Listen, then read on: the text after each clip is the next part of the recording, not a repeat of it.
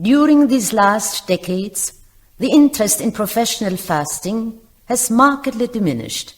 It used to pay very well to stage such great performances under one's own management, but today that is quite impossible. We live in a different world now. At one time, the whole town took a lively interest in the hunger artist. From day to day of his fast, the excitement mounted. Everybody wanted to see him at least once a day. There were people who bought season tickets for the last few days and sat from morning till night in front of his small barred cage. Even in the night time there were visiting hours when the whole effect was heightened by torch flares. On fine days, the cage was set out in the open air, and then it was the children's special treat to see the hunger artist. For the elders, he was often just a joke that happened to be in fashion, but the children stood open-mouthed, holding each other's hands for greater security, marveling at him as he sat there, pallid in black tights, with his ribs sticking out so prominently, not even on a seat, but down among the straw on the ground, sometimes giving a courteous nod, answering questions with a constrained smile, or perhaps stretching an arm through the bars, so one might feel how thin it was, and then again withdrawing deep into himself, paying no attention to anyone or anything, not even to the all-important striking of the clock that was the only piece of furniture in his cage, but merely staring into vacancy with half-shut eyes, now and then taking a sip from a tiny glass of water to moisten his lips.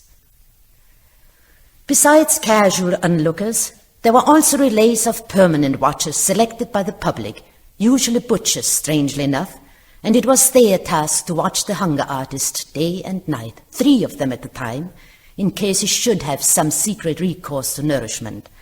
This was nothing but a formality instituted to reassure the masses, for the initiates knew well enough that during his fast the artist would never in any circumstances, not even under forcible compulsion, swallow the smallest morsel of food. The honor of his profession forbade it. Not every watcher, of course, was capable of understanding this. There were often groups of night watchers who were very lax in carrying out their duties and deliberately huddled together in a retired corner to play cards with great absorption, obviously intending to give the hunger artist a chance of a little refreshment, which they supposed he could draw from some private hoard. Nothing annoyed the artist more than such watchers. They made him miserable. They made his fast seem unendurable. Sometimes he mastered his feebleness sufficiently to sing during the watch for as long as he could keep going, to show them how unjust their suspicions were. But that was of little use. They only wondered at his cleverness in being able to fill his mouth even while singing. Much more to his taste were the watchers who sat close up to the bars, who were not content with the dim night lighting of the hall, but focused him in the full glare of the electric pocket torch given them by the impresario. The harsh light did not trouble him at all. In any case, he could never sleep properly, and he could always drowse a little whatever the light at any hour, even when the hall was thronged with noisy onlookers. He was quite happy at the prospect of spending a sleepless night with such watchers. He was ready to exchange jokes with them, to tell them stories out of his nomadic life, anything at all to keep them awake and demonstrate to them again that he had no eatables in his cage, and that he was fasting as not one of them could fast. But his happiest moment was when the morning came, and an enormous breakfast was brought them, at his expense, on which they flung themselves with the keen appetite of healthy men after a weary night of wakefulness.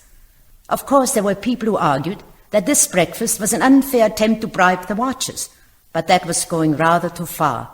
And when they were invited to take on a night's vigil without a breakfast, merely for the sake of the cause, they made themselves scarce, although they stuck stubbornly to their suspicions. Such suspicions, anyhow, were a necessary accompaniment to the profession of fasting. No one could possibly watch the hunger artist continuously, day and night, and so no one could produce first-hand evidence that the fast had really been rigorous and continuous. Only the artist himself could know that. He was therefore bound to be the sole, completely satisfied spectator of his own fast. Yet, for other reasons, he was never satisfied. It was not perhaps mere fasting that had brought him to such skeleton thinness that many people had regretfully to keep away from his exhibitions, because the sight of him was too much for them. Perhaps it was dissatisfaction with himself that had worn him down. For he alone knew, what no other initiate knew, how easy it was to fast. It was the easiest thing in the world.